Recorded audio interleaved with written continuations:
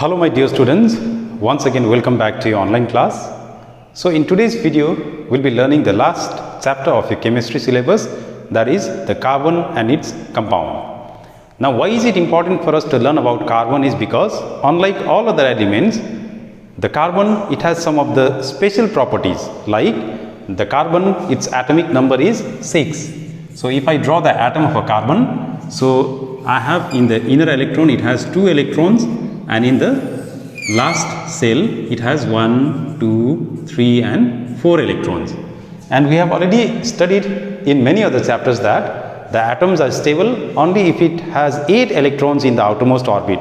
But here in this case, the carbon, it has exactly the half of it, 4. So that's why the carbon can neither gain an electron nor it can lose an electron, because it has to gain 4 electrons to be stable, or it has to lose 4 electrons to be stable. So thus it cannot gain or lose an electron to be stable, but rather what does it do? It forms a 4 covalent bond to attend a inert gas configuration. So that's why the carbon is of great importance in chemistry.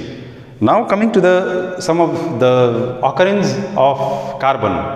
So we see most of the carbon, it occurs both in free state as well as in a combined state. So in the free state, it occurs in the form of coals, graphite, diamond. So all of them, they are a form of carbon, and it exists or it occurs in a free state. In the free state, in the sense, it means that only carbon, okay, like carbon atom, if it is alone, then it's known as a free state.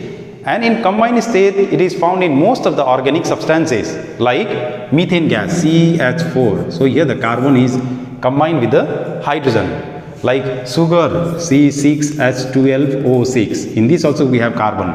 So the carbon occurs mostly in a combined also and as well as in a free state. So now if you look into your book, you will see that these carbon compounds, not carbon compounds, all the compounds, they are basically classified into 2 types. One is known as the organic,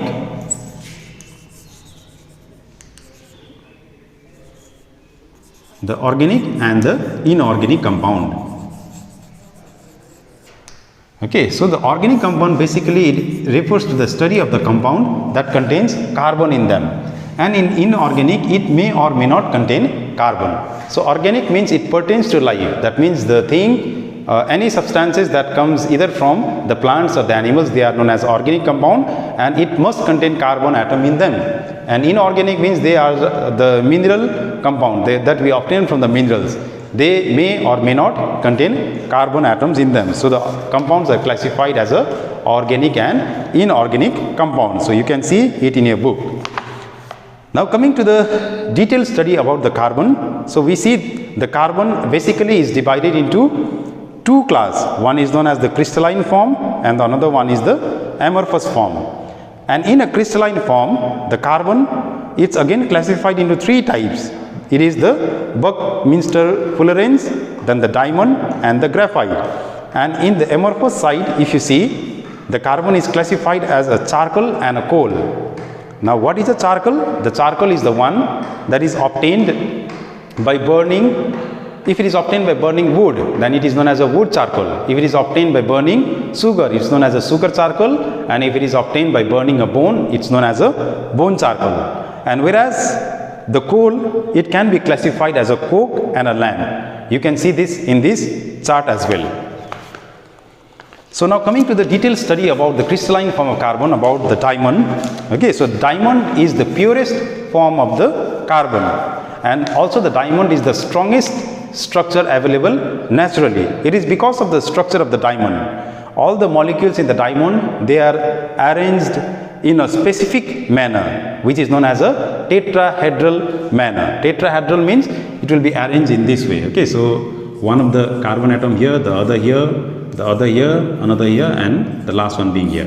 It just look like a leg of a hen. Okay, so this structure is known as a tetrahedral structure. So because of which the carbon is the hardest substances known.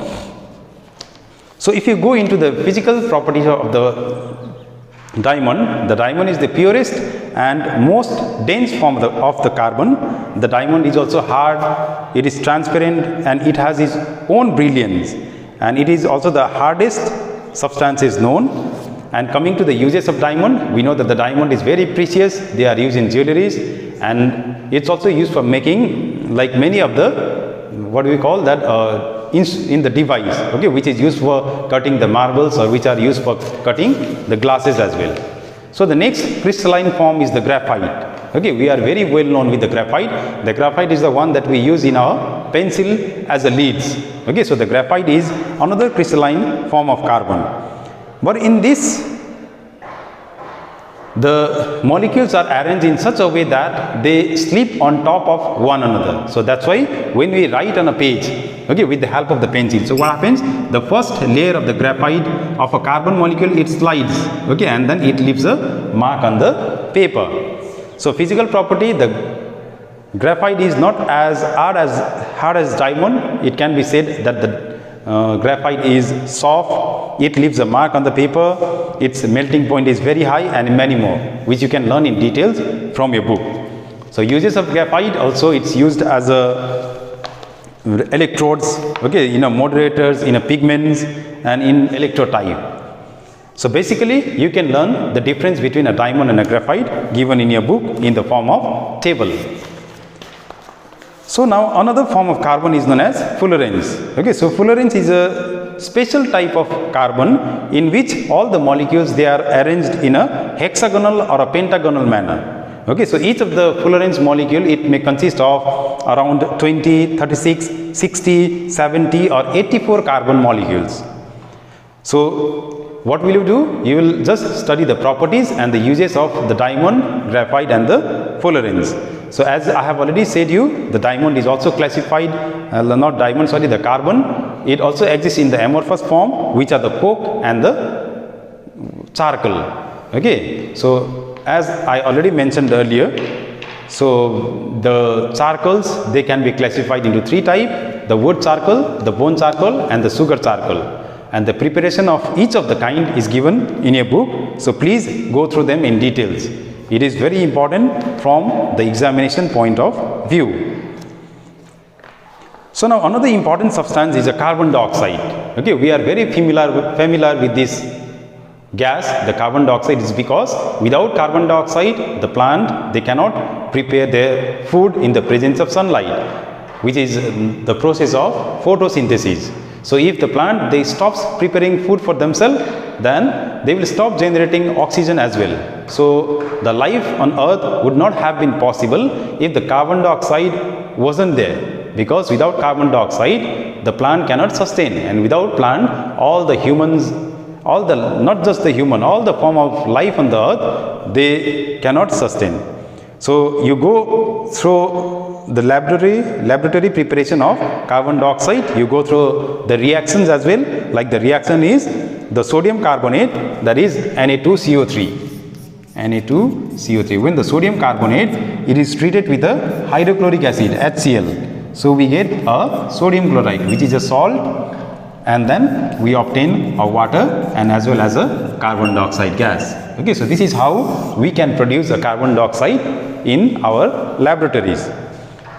So you may also learn the physical properties and the uses of carbon dioxide, which is given in details in your textbook. Another gas we know is a carbon monoxide gas. But unlike carbon dioxide, the carbon monoxide is harmful in nature, because our blood contains a pigment known as a hemoglobin, and this hemoglobin, it helps in the transportation of oxygen.